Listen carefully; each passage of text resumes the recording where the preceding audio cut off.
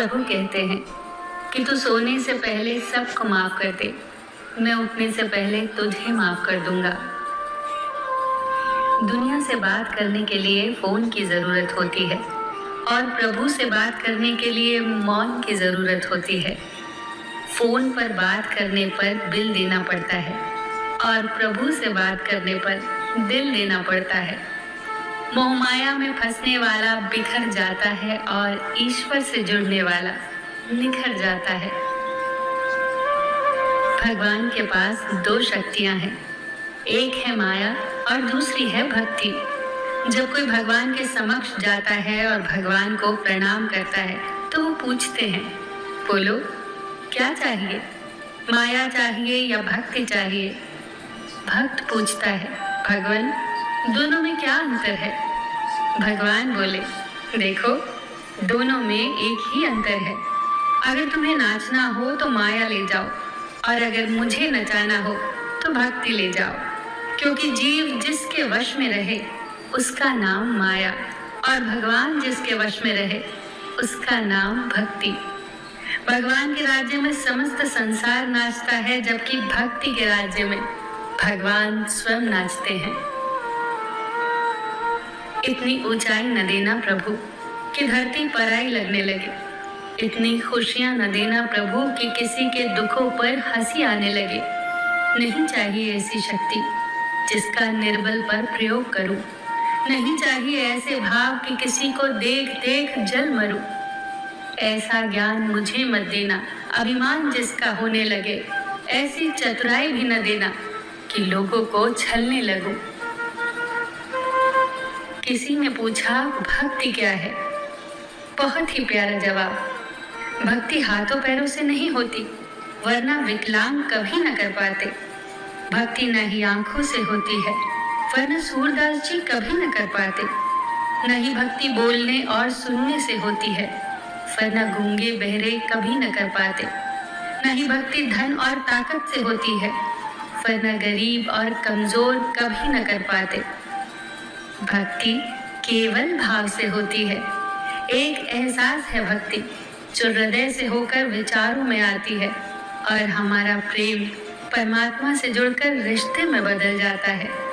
भक्ति भाव का सच्चा सागर है।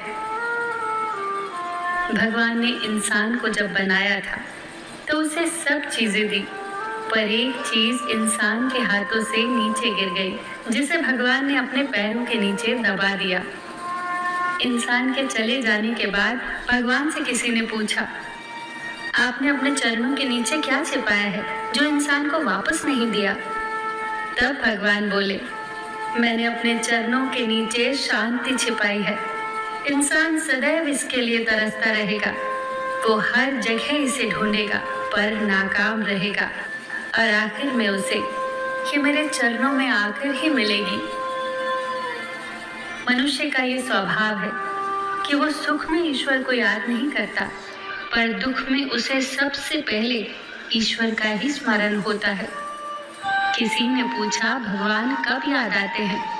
उत्तर मिला, धर्मात्मा को हर समय, पापी को मृत्यु के समय, चोर को पकड़े जाने पर, गरीब को भूख लगने पर, धनी व्यक्ति को बीमार हो जाने पर, कंजूस को पैसा खो जाने पर, किसान को वर्षा न होने पर और मुसाफिर को ट्रेन छूट जाने पर, व्यापारी को नुकसान हो जाने पर, विद्यार्थी को परीक्षा में असफल हो जाने पर, इंसान को विपरीत परिस्थितियों में ही भगवान याद आते हैं। दुख में सुमिरन सब करे, सुख में करे न कोई, जो सुख में सुमिरन करे दुख काहे को होए। सब दरवाजे बंद हो जाएं तो भी एक दरवाजा कभी बंद नहीं होता, और वो है ईश्वर का दरवाजा। उम्मीद ईश्वर से रखो, दुनिया से नहीं। मैंने कहा अपराधी हूं मैं, ईश्वर ने कहा क्षमा कर दूंगा। मैंने कहा परेशान हूं मैं, ईश्वर ने कहा संभाल लूंगा। मैंने कहा अकेला हूं मैं, ईश्वर ने कहा हमेशा साथ हूं मैं। मैंने कहा उदास हूं मैं, ईश्वर ने कहा नजर उठा के देख, हर वक्त तेरे आस पास हूं मैं। जब आप भगवान का ध्यान करें तो हमेशा यही प्रार्थना करें कि हे प्रभु, अगर किसी समय मैं आपकी उंगली पकड़ना भूल जाऊं तो आप मेरी बाह पकड़ना कभी मत भूलना। अगर मैं आपको कहीं साथ चलने के लिए बोलना भूल जाऊं तो भी आप स्वयं मेरे साथ चलना कभी मत भूलना। फिर मिलेंगे दोस्तों अगली वीडियो के साथ।